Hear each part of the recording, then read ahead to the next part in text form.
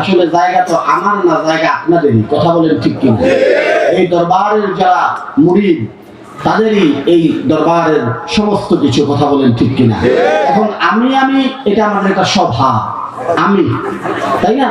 আমি এটা দেখাশোনা করি, তত্ত্ব তালাপি করি, এটার খেদমতে আমি আছি, আমি এটার গোলাম।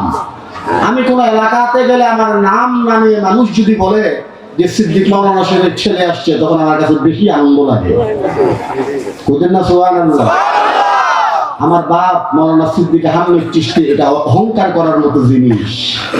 এর জন্য আমি কোন এলাকায় গেলে কেউ যদি বলে যেটা কুমিল্লা বড়কান্দার সিদ্দিক মাওলানা সাহেবের ছেলে, তখন অটোমেটিক আমার মধ্যে একটা আলাদা আনন্দ চলে আসে।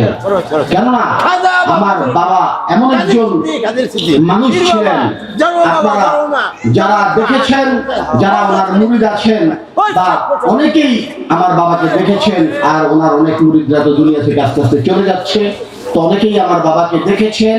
আমার বাবা কেমন মানুষ ছিলেন, উনি আল্লাহ প্রাপ্তির আশায় অনেক কিছুই ভুলে গিয়েছিলেন। বুঝলেন না? সুবহানাল্লাহ।